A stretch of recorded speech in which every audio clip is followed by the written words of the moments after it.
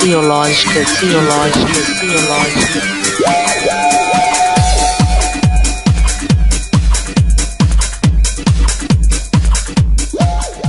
Construir uma aparelhagem toda de intervenção social, não é essa a questão, mas antes de qualquer coisa, está aberto às novas parceiras e às demandas novas. Bom, queria falar um pouquinho agora, você falou em narrar, né, ajudar o povo a narrar a própria compreensão religiosa dos agentes, e você escolheu, né, lançou um livro aqui, Deus entre gestos, cenas e palavras. Vou mostrar aqui, para você esquecer o livro o último lançado dele, foi lançado esse ano, né? Foi. Agora, mês passado, que também fala de teologia narrativa, né? Como é que esse novo olhar, como é que é falar para a contemporaneidade de Deus, o que trouxe essa novidade de teologia narrativa? Você sabe que eu tenho, assim, há alguns anos, 5, 6 anos, sido assim, muito influenciado por um autor, até que está aqui no livro, é o primeiro capítulo que fala dele. E especificamente por uma temática que ele discute no livro, nos livros que ele escreveu e ainda escreve, que é a história, que é um tema da teologia que esse autor tomou do ponto de vista filosófico. O autor é o Gianni Vattimo, que é um filósofo italiano, que eu acho uma das pessoas mais lúcidas, né, do momento, para pensar a questão da contribuição da religião, especificamente do cristianismo. E ele toma um tema da teologia, um tema bíblico, e dá o desdobramento filosófico desse tema, que é o tema da kenosis. Há um texto clássico, que é lá da Carta aos Filipenses, capítulo 2, que Paulo fala desse movimento que no grego chama kenosis, e que o Vattimo depois pega isso e expande o conceito filosófico da palavra. Kenosis seria o esvaziamento de Deus que ocorre na encarnação. A encarnação de Cristo é um movimento de esvaziamento de Deus mesmo. Deus, diz lá o texto, não usurpou de ser igual a Deus, mas se esvaziou tomando forma de servo. O Vattimo pega essa expressão e diz que, primeiro, não só ele, os teólogos também fazem isso, mas ele diz a partir de um lugar que não é teológico. O que significa esse esvaziamento?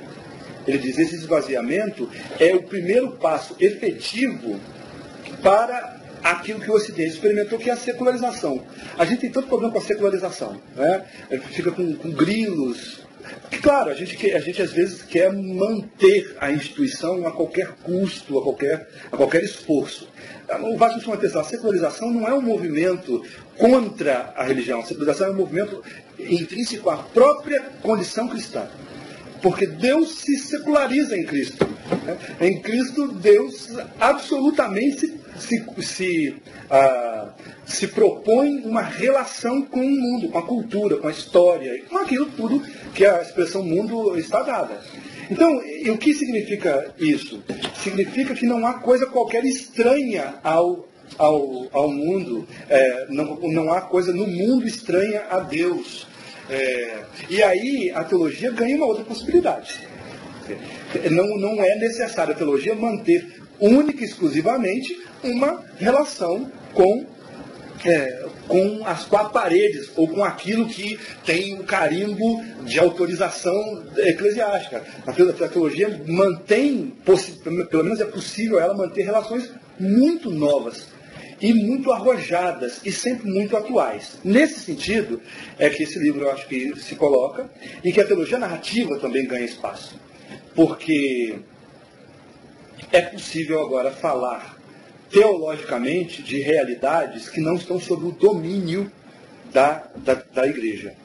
Aqui, por exemplo, no livro há um diálogo com cinema, com um cinema que não é um cinema religioso, com literatura que não é uma literatura religiosa. Gentileza, né, o profeta. Com o profeta Gentileza, que é uma das expressões não religiosas, mas cristãs, mais efetiva que o Rio de Janeiro viu aí nas últimas décadas. Quer dizer, a escrita sagrada, ao mesmo tempo profana, do Gentileza, está no Rio de Janeiro. Né? Quer dizer, a escrita que não está na Bíblia, que está debaixo do braço de alguém, mas que está nos pilares ali do Caju. Todo mundo que passa vê aquele lugar abriga gente que dorme ali, aquele lugar abriga a prostituição, e aquela escrita está disponível para todas essas pessoas que por ali passam.